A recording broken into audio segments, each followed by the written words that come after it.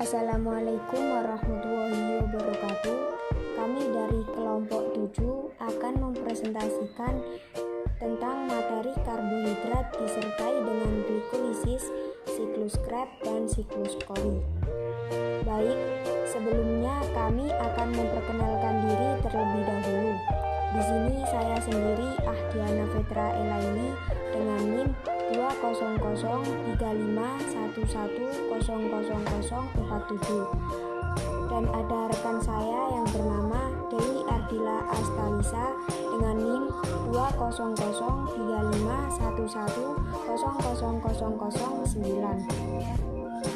Pengertian karbohidrat. Karbohidrat merupakan zat organik yang tersusun dari atom karbon, hidrogen, dan oksigen dalam suatu perbandingan tertentu. Karbohidrat terbagi dalam 3 kelompok, yaitu monosakarida, disakarida, dan polisakarida. Karbohidrat dalam pakan umumnya berbentuk senyawa polisakarida, disakarida, dan monosakarida. Karbohidrat dalam bentuk sederhana umumnya memiliki sifat lebih mudah larut dalam air daripada lemak dan protein. Fungsi karbohidrat. Fungsi karbohidrat dibedakan menjadi 2, yaitu fungsi primer dari karbohidrat adalah sebagai cadangan energi jangka pendek, contohnya gula sebagai sumber energi. Sedangkan fungsi sekunder dari karbohidrat adalah sebagai cadangan energi jangka menengah, contohnya pada pati untuk tumbuhan dan glikogen untuk hewan dan manusia. Fungsi lainnya adalah sebagai komponen struktural sel. Pengertian glikolisis. Glikolisis berasal dari 2 kata, yaitu glukosa yang berarti gula dan lisis yang berarti pemecahan glukosa. Dilansir dari gugus gula 6 karbon C6H12O6 adalah sumber energi terpenting untuk tubuh. Glikolisis merupakan tahapan awal dari terjadinya respirasi sel. Glikolisis terjadi dalam sitoplasma dan hasil akhir glikolisis berupa senyawa asam pirufat. Lintasan katabolisme ini adalah proses pemecahan glukosa menjadi 2, yaitu yang pertama asam pirufat pada suasana aerob dan yang kedua asam laktat pada suasana anaerob. Pengertian siklus Krebs.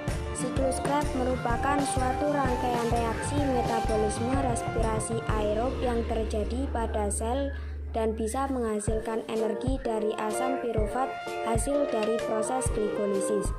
Tahap awal siklus Krebs adalah 2 molekul asam pirufat yang dibentuk pada glikolisis yang meninggalkan sitoplasma dan memasuki mitokondria. Selama reaksi tersebut dilepas 3 molekul karbon dioksida, 4 NADH, 1 FADH2 atau flavin, adenin, dinukleotid H2, dan 1 ATP. Reaksi ini terjadi 2 kali karena glikolisis pada glukosa dipecah. Fungsi utama siklus Krebs merupakan jalur akhir oksidasi karbohidrat, lipid, dan protein. Karbohidrat, lemak, dan protein akan dimetabolisme menjadi asetil CoA. Tahapan siklus Krebs. Proses pembentukan sitrat yang terjadi antara penggabungan molekul asetil CoA dengan oksaloasetat yang kemudian membentuk asam nitrat. Tahapan tersebut dibantu oleh enzim asam sitrat sintase. Sitrat yang dihasilkan dari proses sebelumnya dan kemudian diubah menjadi isositrat dengan bantuan enzim akotinase yang mengandung Fe2+.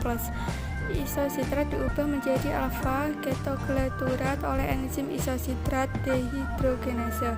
Dalam reaksi ini molekul akan dilepaskan dan menghasilkan NADH. Alfa ketoglutarat diubah menjadi suksinil CoA oleh enzim alfa ketoglutarat dehidrogenase. Dalam reaksi ini CO2 akan dilepaskan dan menghasilkan NADH. Suksinil CoA akan diubah menjadi suksinat oleh enzim suksinil CoA sintetase. Pada reaksi ini akan menghasilkan GTP yang kemudian berubah menjadi ATP. Suksinat akan diubah menjadi fumarat dengan bantuan enzim suksinat dehidrogenase. Siklus Cori. Siklus Cori adalah siklus energi yang dibentuk antara lintasan yang menghasilkan 3 senyawa, yaitu asam laktat, asam pirufat, dan alanina. Dengan lintasan gluconeogenesis, siklus Cori yang pertama ditemukan terjadi akan jaringan otot dan hati yang membentuk siklus. Asam laktat yang disintesis oleh sel otot dilintasi glikolisis akan diserap oleh hati dan diubah menjadi glukosa. Sekresi glukosa oleh hati pada lintasan gluconeogenesis kemudian diserap oleh sel otot untuk diubah kembali menjadi asam laktat. Siklus Cori. Asam laktat akan disintesis oleh sel otot di lintasan glikolisis kemudian diserap oleh hati dan dirubah menjadi glukosa. Jika kedua lintasan melakukan aktivitas tinggi pada saat bersamaan, maka hasil akhir berupa hidrolisis terhadap 2 ATP dan 2 GTP untuk tiap siklus reaksi tersebut. Siklus Cori biasanya terjadi di antara sel otot lurik dan organ hati. Oleh karenanya, otot lurik pada saat terjadinya kontraksi akan mendifusikan asam laktat dan asam pirufat keluar menjadi sirkulasi darah. Asam laktat lebih banyak disekresi oleh rasion ADH bandingkan AD+. Dan saat terjadi kontraksi, otot akan mengubah sebagian asam pirufat menjadi asam laktat. Asam laktat tersebut akan terdifusi masuk ke dalam hati oleh rasion ADH banding NAD+ rendah untuk preses dioksida menjadi asam pirufat dan dikonversi menjadi glukosa. Pemanfaatan karbohidrat dalam dunia perikanan kelautan. Pemanfaatan beberapa jenis karbohidrat bagi pertumbuhan ikan gabus. Makan yang dikonsumsi ikan akan menyediakan energi yang sebagian besar digunakan untuk metabolisme yang meliputi energi untuk hidup, aktivitas dan pencernaan makanan, sedangkan sebagian yang lainnya dikeluarkan dalam bentuk fases dan bahan ekskresi lainnya. Kemampuan menggunakan karbohidrat sebagai sumber energi berbeda di antara spesies ikan. Pada umumnya, ikan lebih efisien dalam mencerna dan memanfaatkan protein dan lemak, tetapi dalam memanfaatkan karbohidrat sangat bervariasi, tergantung pada kompleksitas karbohidrat.